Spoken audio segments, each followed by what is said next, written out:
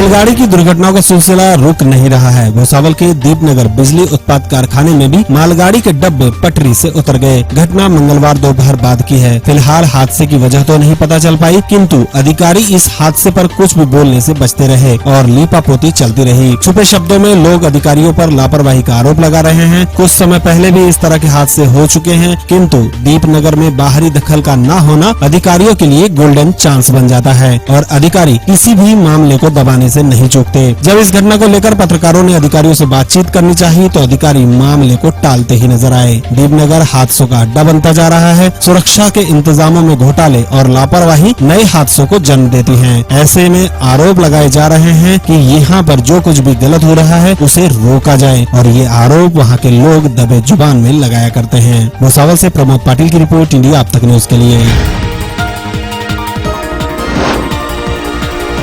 विदिशा के सिरोज तहसील में केंद्र एवं राज्य सरकार द्वारा पंचायतों के लिए करोड़ों रुपए का बजट पास किया जाता है, लेकिन जनता द्वारा चुने गए जनप्रतिनिधि और अधिकारियों की अनदेखी की वजह से सरकार की जन कल्याणकारी योजनाएं भ्रष्टाचार की भेंट चढ़ती नजर आ रही हैं। लोगों का आरोप है कि सिरोज के ग्राम पंचायतों में जिम्मेदारों की अनदेखी के चलते निर्माण कार्यों में भारी भ्रष्टाचार किया जा रहा है। ये काम चल रहा है, किसका चल रहा है? मंदाराम का चल रहा है। कौन सी पंचायत है? ये अनूपपुर। ये रोड कितना डालना चाहिए? क्या बोला अपन को नहीं वाला। अच्छा, ये मसाला तुम बना रहे हो, इसमें गिट्टी कितनी डाल रहा है? 12 तगाड़ी। 12 तगाड़ी। और रेत भी 10 टका था। 10 डाल रहा है या 12 डाल रहा है? 12 डाल रहा है। 24 तगाड़ी डालना है दोनों चीज। 24 तगाड़ी बनता है। और सीमेंट कितनी डाल रहा है? 1 कट। ये मिट्टी वाली रेत क्यों डाल रहा है? मिट्टी वाली भवन काम सरपंच साहब जाने ये। अच्छा, सरपंच कौन है यहाँ का है? क्या नाम है उसका? ये सरपंच साहब ही मटेरियल डलवा रहे हैं यहाँ पे।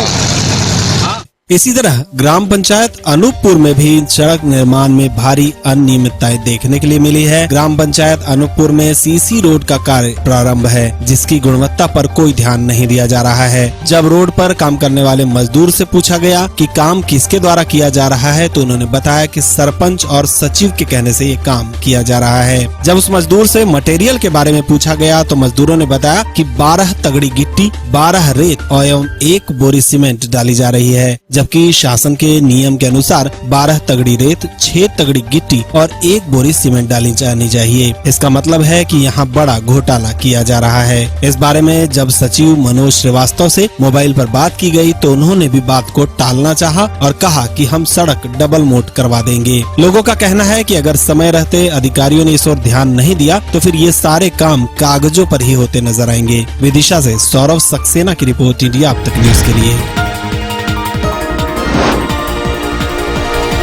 मिर्जापुर जिले के मरिहान थाना क्षेत्र के निकरिका गांव में नहर पुल के समीप अज्ञात वाहन की चपेट में आ जाने से साइकिल सवार 2 लोगों की दर्दनाक मौत हो गई, परंतु ग्रामीणों का आरोप है कि इन दोनों की हत्या की गई है। फिलहाल पुलिस मामले की जांच में जुटी है। प्राप्त जानकारी के अनुसार मरिहाना थाना क्षेत्र के राजगढ़ चौकी क्षेत्र के निकरिका गाँव में मुख्य घाघर नहर पर बने पुल के समीप सोमवार को रात में साइकिल से वापस आते समय अज्ञात वाहन की चपेट में आने से मौके पर ही दोनों साइकिल सवार की मौत हो गई थी। दूसरी ओर ग्रामीणों को हत्या का भी शक है।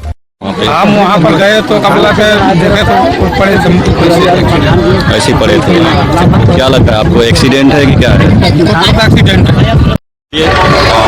हम वहाँ पर जब पहुँचे मौके पर देखे, पहले तो विकास को देखे। विकास सड़क पर था। अच्छा। किनारे। ये दोनों दोस्त लोग थे? नहीं दोस्त नहीं, गांव के दोनों। अच्छा, दोनों गांव के थे। ऐसे ही मतलब दोनों की लाश पड़ी थी बस? दोनों की लाश हम देखे, एक का लाश नहर में था, एक का लाश बाहर था नहर में। अच्छा। स्थानीय लोगों की सूचना पर सुबह पुलिस ने शव को अपने कब्जे में लेकर पोस्टमार्टम के लिए भेज दिया है। दोनों की आकस्मिक मौत से गांव में शोक की लहर व्याप्त है। मिर्जापुर से संदीप सिंह के साथ राजगढ़ से अजय मौर्य की रिपोर्ट, इंडिया अब तक न्यूज के लिए।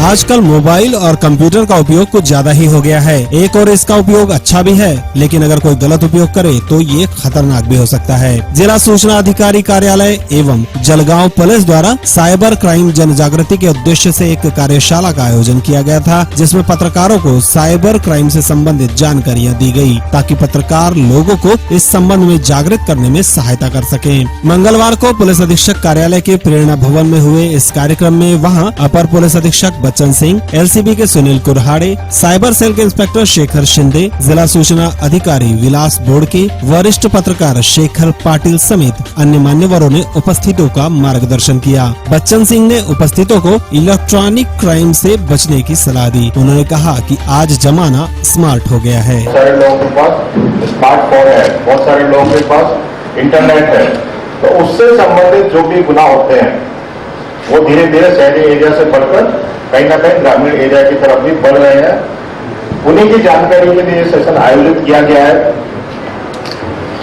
कुछ बहुत ही कॉमन टाइप के जो गुनाह हैं, बहुत ही कॉमन है, इसके बारे में हम ओटीपी का सिस्टम आपने लगाया हुआ है, तो ओटीपी भी मांगेंगे। एंड अनफॉर्चुनेट बात यह है कि न केवल ग्रामीण एरिया के लोग बल्कि बहुत बार पढ़े लिखे लोग भी उसका शिकार हो रहे हैं।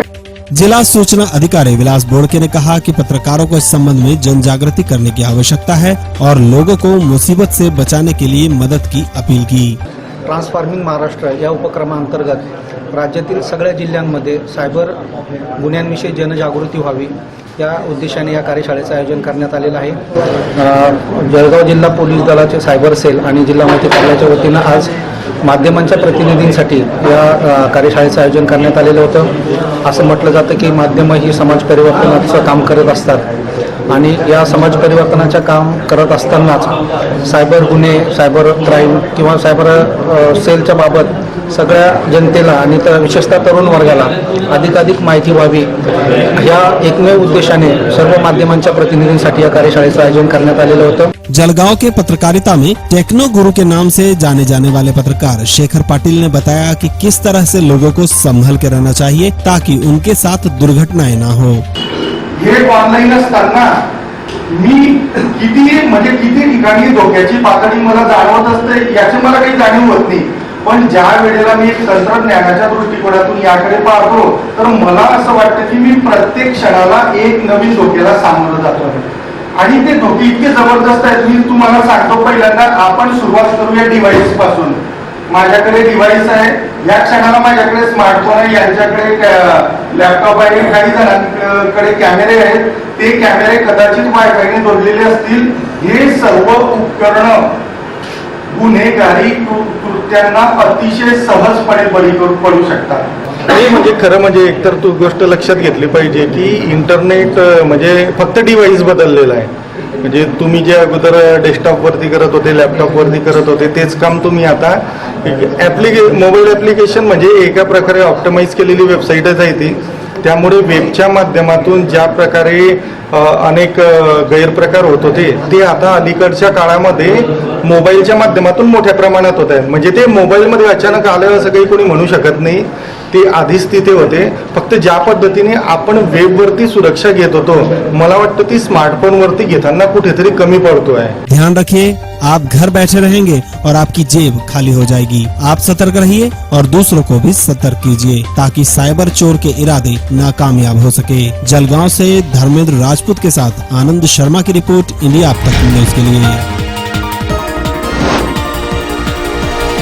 उत्तर प्रदेश के मिर्जापुर जिले में राजगढ़ विकास खंड के धनसीरिया गांव में प्राथमिक व माध्यमिक विद्यालय में नवनिर्मित स्मार्ट क्लास, भोजनालय, बाल संसद, बाल आवरण, दिव्यांग का आवरण, किसान सेवा समिति भवन, आंगनवाड़ी भवन का भव्य लोकार्पण मुख्य अतिथि मंत्री अनुप्रिया पटेल के हाथों से संपन्न हुआ। इस दौरान ग्राम सभा धनसीरिया में स्वच्छ भारत अभियान के तहत गौरव यात्रा भी निकाली गई, जिसकी अगुवाई खुद मंत्री अनुप्रिया पटेल ने की। कार्यक्रम के दौरान दौरान ग्राम सभा धनसीरिया के ग्राम प्रधान अखिलेश्वर सिंह ने क्षेत्र के समस्याओं के बारे में मंत्री जी को अवगत कराया। मंत्री जी ने अपने संबोधन में कहा कि मैं क्षेत्र की सिंचाई की समस्या को सुलझाने के लिए लगातार प्रयास कर रही हूं और इस बारे में मैंने मुख्यमंत्री से भी बात की है। जल्द ही पानी की समस्या से निजात पाने के लिए सोलर लिफ्ट को भी चालू कर दिया जाएगा।